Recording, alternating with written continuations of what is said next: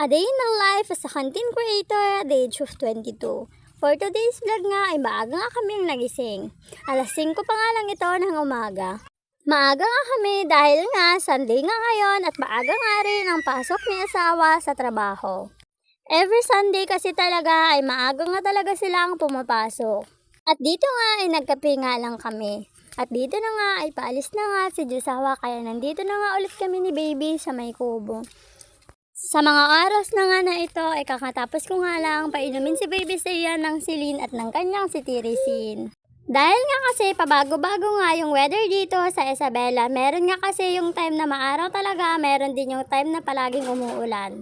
Eto nga pala mare, yung kalamansi dito sa malapit sa may daan, palagi nga palang kinukuhanan ng mga bata to dahil nga mababa nga lang.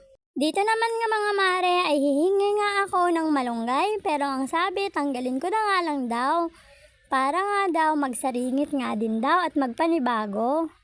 At dito nga ay nag-thank you nga lang ako at pauwi na ako. Tinatawag ko nga si Kuya Gabriel dahil nasa kalsada. Maraming salamat nga uncle dahil nga ang bait-bait nyo.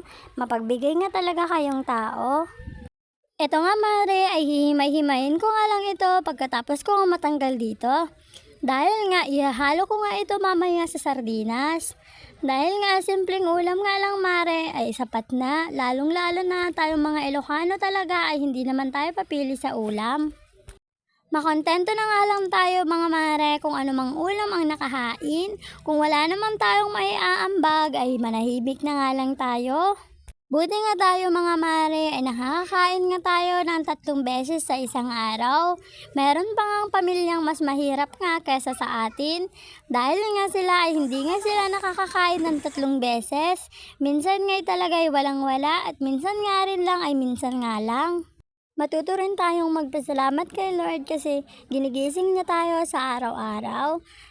At hindi niya nga rin tayo pinapabayaan sa araw-araw. Palagi niya nga rin provide yung mga kailangan natin, lalong-lalo na sa ating pagkain. Minsan nga rin mga mare, binibigyan niya nga rin tayo tulong pinansyal.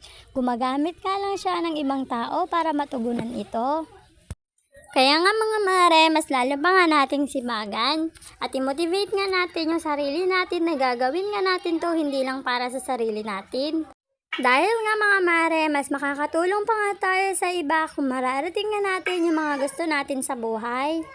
Balang araw nga mga mare, kapag naging tunay na nga akong vlogger at kilalang kilala na nga ako at kumikita na nga rin ako ay tutulong nga ako sa ibang tao. Dahil nga yun nga rin talaga ang gusto ko. Dahil nga nakakatabangan ng puso yung mga nakikita mong tumutulong.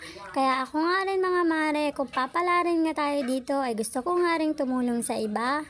Ang isa nga rin kasing pangarap ko mga mare ay magkaroon nga kami ng sarili nga naming bahay. Yung kami yung gagasto para sa mga materyales. Dahil nga mahirap naman nga kung nakikitira na nga lang kami habang buhay. Kahit mga mare, sinisipagan ko nga sa pagiging vlogging na kahit hindi pa ako marunong mag-edit ay sinusubukan ko nga. Dahil nga wala namang nag-iumpisa na perfect.